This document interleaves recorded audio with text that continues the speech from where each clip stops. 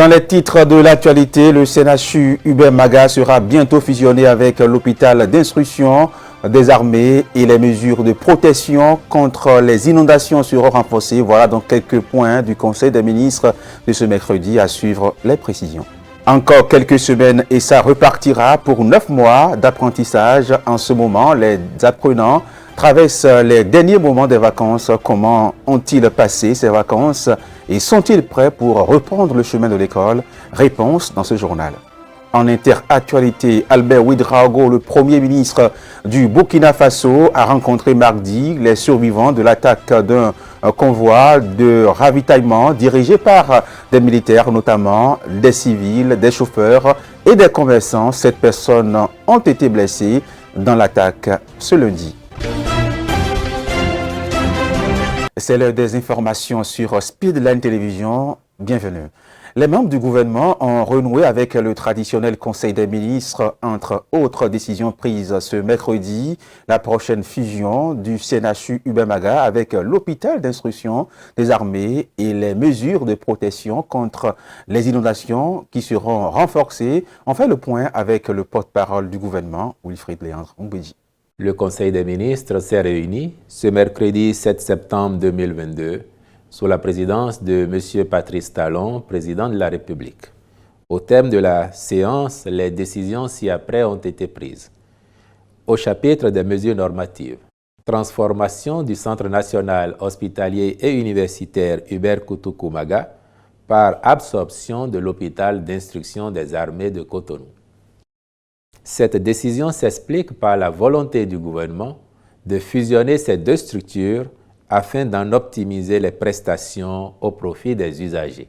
Il s'observe en effet que, de part et d'autre, certaines compétences et spécialités disponibles ne sont pas suffisamment utilisées, de même que les infrastructures, ce qui est de nature à créer des préjudices aux patients.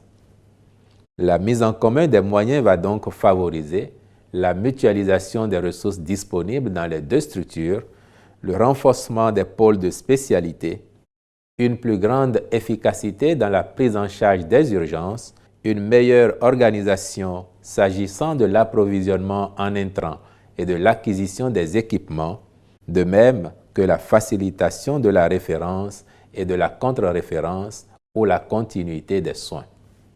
Le ministre de la Santé prendra les dispositions indiquées en lien avec le ministre de l'Économie et des Finances pour la mise en place des organes de gouvernance du nouveau Centre national hospitalier et universitaire Hubert Koutoukou Maga.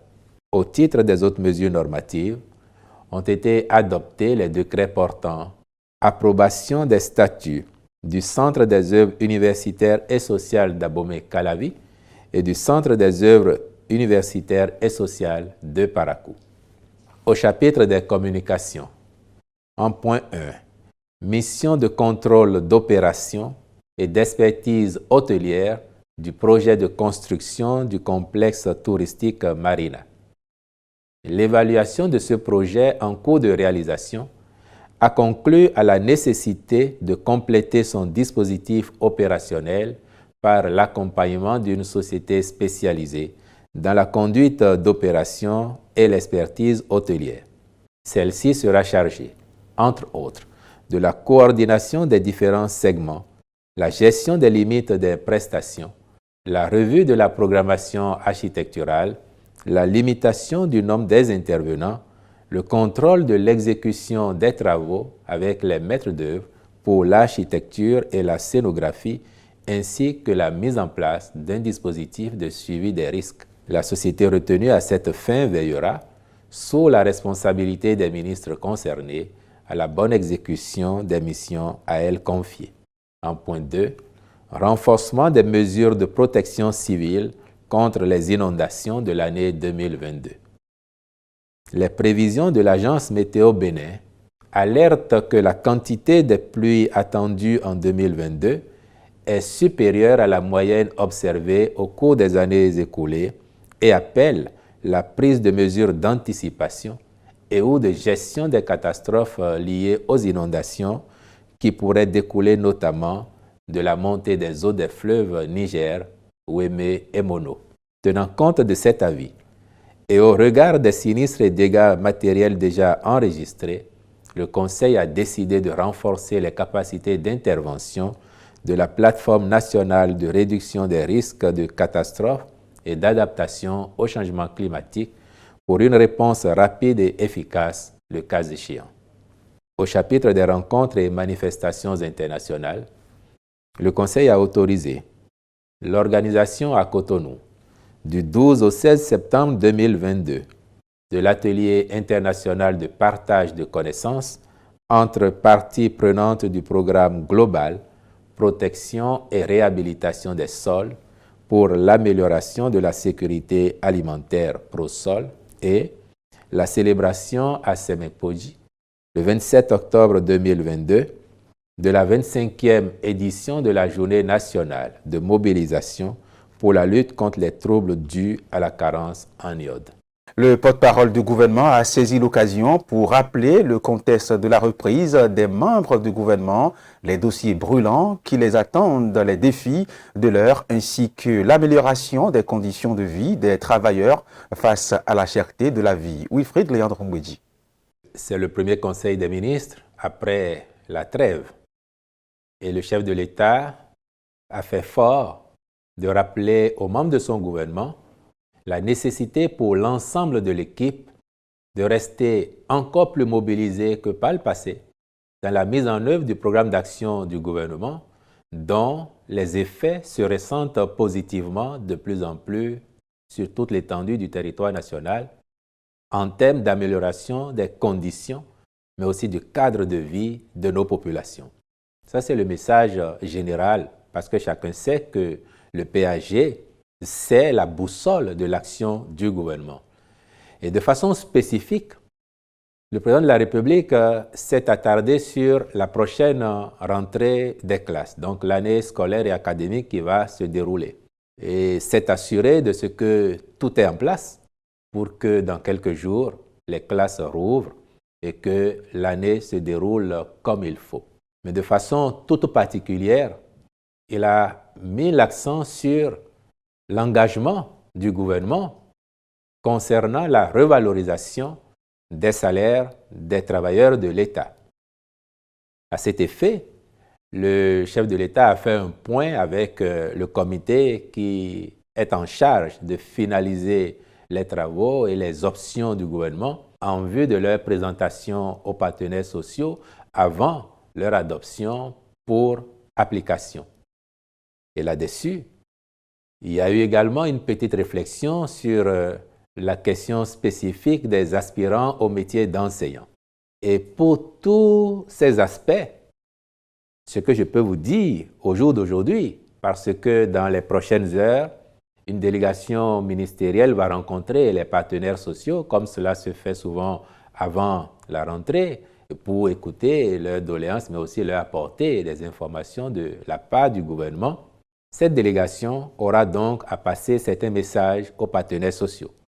Mais dans tous les cas, et ce que je peux vous dire donc au jour d'aujourd'hui, c'est que le président Patrice Talon a demandé à cette équipe de dire clairement à nos partenaires sociaux qu'au plus tard, à fin novembre 2022, les annonces qui doivent être faites en ce qui concerne donc la revalorisation des salaires, mais aussi du SMIC, et par ailleurs les préoccupations sur le cas des AME, que les grandes annonces qui doivent intervenir se feront. Ce qui ferait qu'à l'arrivée, nous serions bien restés dans les délais que le gouvernement s'est donné après avoir discuté avec ses partenaires sociaux pour le respect des engagements qu'il a pris.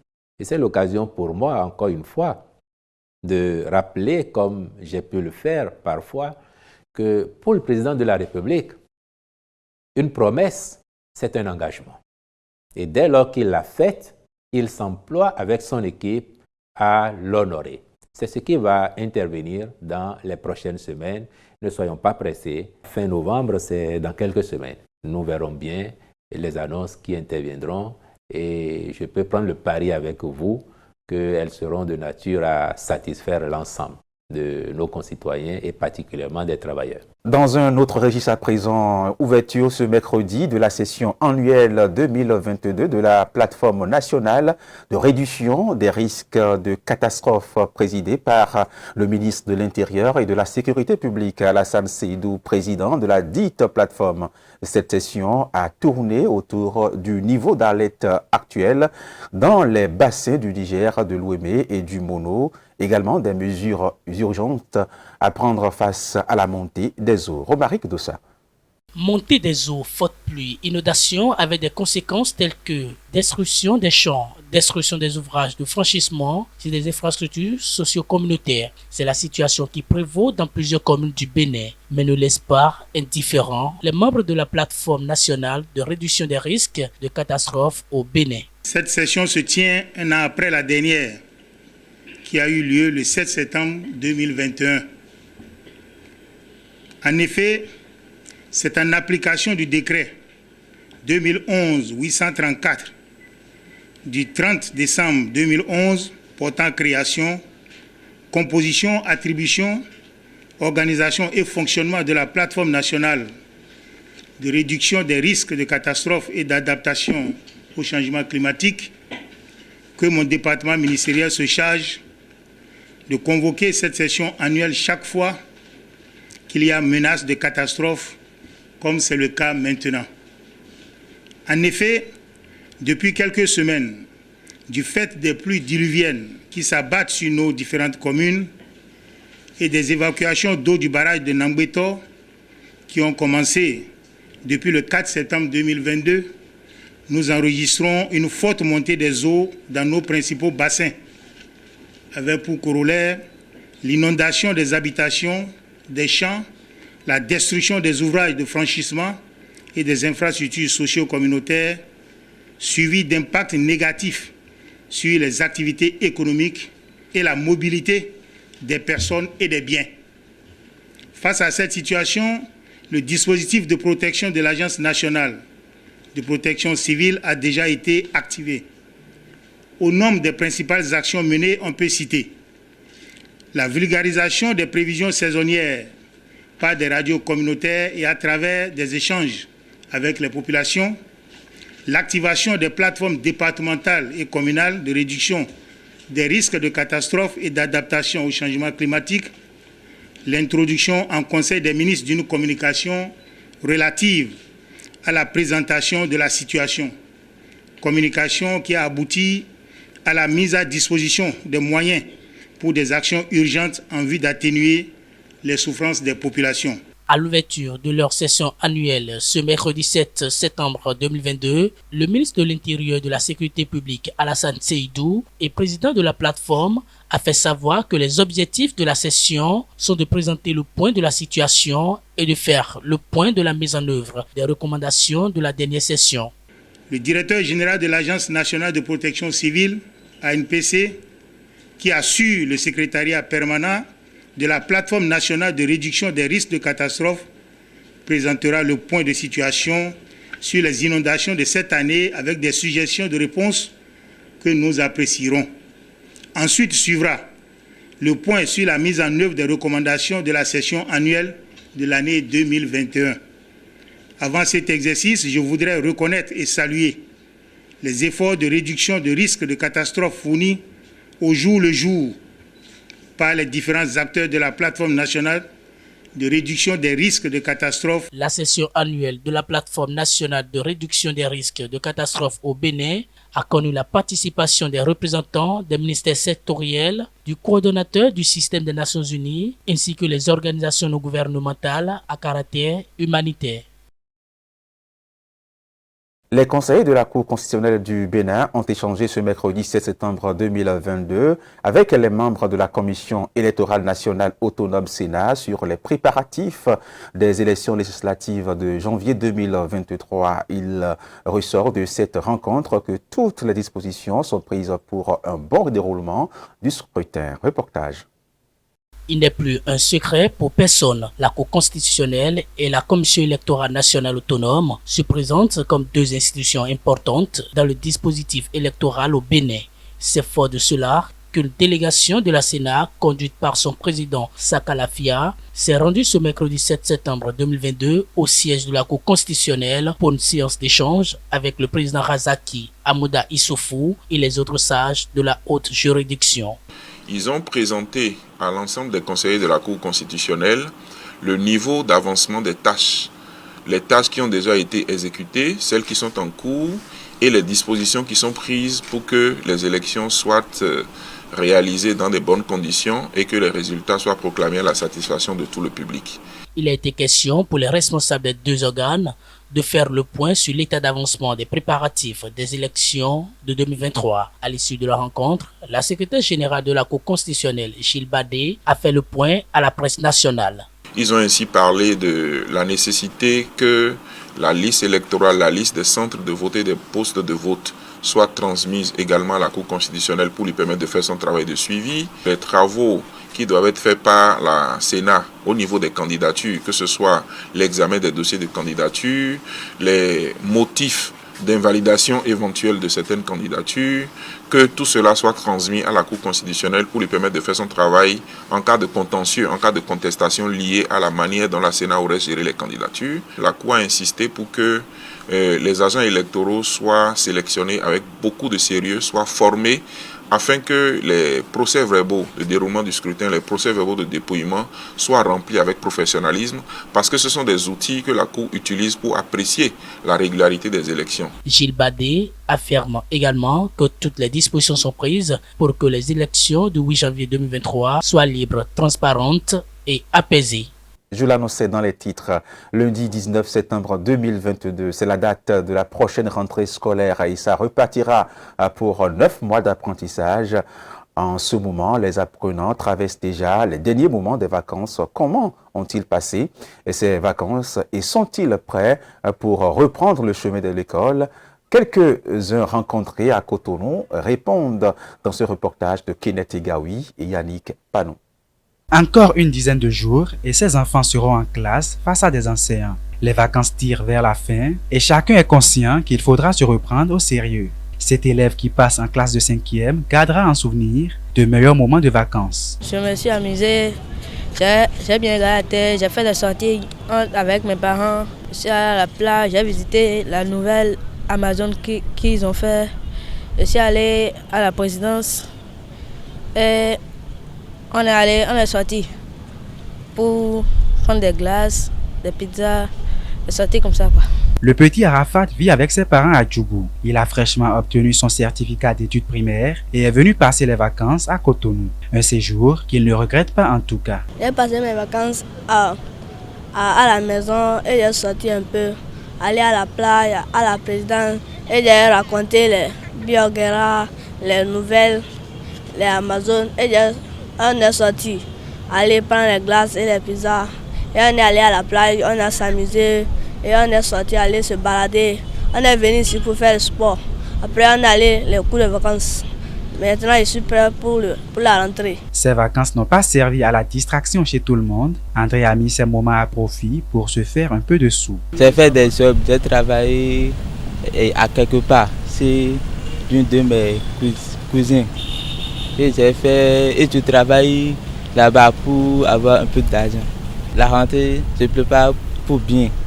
C'est mieux cette année que je fais la seconde du collège d'approbation. C'est avec ces beaux paniers de souvenirs de vacances que la plupart des apprenants reprendront le chemin des classes dès le 19 septembre 2022, date officielle de démarrage de la rentrée. La pré-rentrée, elle, aura lieu lundi prochain. Hors du Bénin à présent, le nouveau Premier ministre du Burundi a fait une grande partie de sa carrière au sein de l'appareil sécuritaire et est réputé comme un dur qui a notamment joué un rôle clé dans la féroce répression de la crise de 2015. Âgé de 52 ans, il a été nommé mercredi à la place d'Alain Guillaume, 5 jours après que le président Évariste a dénoncé des velléités de coup d'État parmi ceux qui se croient tout-puissants et passent leur temps à saboter son action. Le nouveau Premier ministre burundais a prêté serment mercredi, quelques heures après avoir vu sa nomination proposée par le chef de l'État, validée à l'unanimité par les deux chambres du Parlement. Il remplace Alain Guillaume Bouilloni, emporté par des accusations de coup d'État. Moi, lieutenant général de police Gervais Ndirakobuka, Premier ministre, je jure de respecter la charte de l'unité du Burundi, la constitution du Burundi et les autres lois. Et je jure de m'engager à lutter pour le bien du Burundi et des Burundais. Avec l'arrivée au pouvoir du CNDD-FDD en 2005, Gervais Ndirakobuka a occupé plusieurs postes à responsabilité. Chef de cabinet de l'administration présidentielle chargé de la police nationale, chef de cabinet du service national de renseignement avant sa nomination comme ministre de l'Intérieur. Au Burkina Faso, Albert Ouedraogo, le Premier ministre, a rencontré mardi les survivants de l'attaque d'un convoi de ravitaillement dirigé par des militaires, notamment des civils, des chauffeurs et des commerçants. 7 personnes ont été blessées dans l'attaque de lundi. Parmi eux, une dizaine d'enfants sont hospitalisés à l'hôpital pédiatrique Charles de Gaulle de Ouagadougou. Suivons le reportage. Le Premier ministre burkinabé Albert Ouedraogo a rendu visite mercredi aux blessés de l'attaque qui a fait 35 morts lundi dans le nord du pays. Sur place, il a remercié les différentes équipes qui se sont déployées afin d'évacuer les blessés après que leur autocar a sauté sur un engin explosif. Je voudrais saluer la bravoure, la célérité et la réactivité avec laquelle ces équipes ont pris en charge les blessés. Et je voudrais donc les encourager à poursuivre dans cette voie. Au moins 37 personnes, dont des enfants et des femmes, ont été blessées lors de cette attaque à la bombe artisanale. Pour mieux les prendre en charge, cet hôpital de Ouagadougou a dû multiplier sa capacité en lits. Nous avons réorganisé les équipes, nous avons déplacé certains matériels pour faire de l'espace, pour mettre d'autres lits et d'autres matelas. Et c'est comme ça que nous avons pu prendre en charge 13 enfants qui sont venus à la base aérienne, qui ont été convoyés ici par les ambulances de l'armée. On avait d'autres patients qu'on s'apprêtait à opérer, donc il fallait gérer plusieurs situations en même temps. Donc tous ces enfants ont pu être pris en charge. Malheureusement, nous avons perdu un enfant en réanimation. Un enfant est toujours dans un état critique, mais je pense que le pronostic vital du reste n'est pas engagé. Selon les premières investigations, les assaillants ont laissé passer des véhicules et ont ciblé celui dont les occupants étaient des femmes et des enfants. Ces convois escortés ravitaillent des villes du Nord sous blocus des groupes terroristes. S'il vous plaît, n'oubliez pas la Somalie où plus de 200 000 personnes sont au bord de la famine en raison d'une sécheresse historique, appelée dès mardi. Le chef de l'agence humanitaire de l'ONU réclamant donc de l'argent à la communauté internationale pour venir en aide à cette population. La Somalie a besoin d'$1 milliard contre la famine. La famine menace la vie de millions de personnes dans plusieurs régions de la Somalie. 4 saisons de pluie ratées, combinées à l'augmentation des prix des denrées alimentaires, les conflits et encore le Covid, autant de fléaux qui ont affecté la résilience alimentaire du pays. Aujourd'hui, nous avons eu une déclaration d'un groupe d'experts indépendants qui a validé notre analyse qui prévoit une famine dans 2 parties du centre de la Somalie entre la période d'octobre à décembre de cette année. L'Organisation des Nations Unies pour l'alimentation appelle à une aide d'urgence. Les personnes confrontées à la famine en Somalie sont en grande majorité des éleveurs et des familles vivant en zone rurale. La FAO intensifie sa réponse à la sécheresse, la prévention de la famine pour répondre aux besoins immédiats de 1,8 million de Somaliens. Nous le faisons par le biais de distribution d'espèces à grande échelle en mettant de l'argent dans les mains des personnes vulnérables afin qu'elles puissent acheter ce dont elles ont besoin. Et surtout, nous le faisons pour maintenir le bétail en vie, le traitement des animaux et pour le fourrage. La FAO dit avoir aidé plus de 333 000 ménages entre janvier et août de cette année en leur fournissant de l'argent et des moyens de subsistance, mais elle a encore besoin de 270 millions de dollars. C'est la 4e saison, il y aura une 5e saison. Nous devons travailler sur la résilience, en même temps travailler pour une réponse d'urgence à grande échelle. La famine peut être évitée, mais seulement avec une réponse d'urgence. Si les bailleurs des fonds n'accordent pas suffisamment d'intérêt à cette situation, prévient la FAO, un nouvel épisode de famine plus meurtrier en Somalie comme celui de 2011 pourrait se reproduire. Et ce journal se poursuit. La Banque centrale européenne a procédé à une importante hausse des intérêts. Elle a relevé ce jeudi ses taux d'intérêt à 3/4 de point. Une mesure sans précédent destinée à lutter contre l'inflation qui touche les consommateurs européens. La Banque centrale européenne a relevé ses principaux taux directeurs de 75 points de base. Il s'agit de la plus forte hausse dans l'histoire de l'institution face à la flambée de l'inflation en zone euro. Nous avons relevé les 3 principaux taux d'intérêt de la BCE de 75 points de base aujourd'hui et prévoyons de les relever encore parce que l'inflation reste beaucoup trop élevée et risque de rester au-dessus de notre objectif pendant une période prolongée. Cette mesure importante prépare donc la transition d'une politique monétaire avec des taux directeurs très accommodants vers des niveaux qui favoriseront un retour rapide à l'inflation, à notre objectif de 2% sur le moyen terme. La BCE emboîte le pas aux autres banques centrales du monde en relevant ses taux pour lutter contre l'inflation galopante qui s'est accélérée depuis la guerre en Ukraine. Ces hausses devraient favoriser l'épargne et réduire la consommation pour abaisser la pression sur les prix. Mais selon la présidente de la BCE, la zone euro risque une récession pour l'année 2023 en cas de coupure totale des livraisons de gaz russe. C'est terminé pour cette session d'information sur Speedline Télévision. Mesdames, Messieurs, merci de l'avoir suivi. Retrouvez-nous sur nos différentes plateformes, Facebook, YouTube également, en replay sur le www.speedlinetvbn.com. Portez-vous bien. Que Dieu nous garde.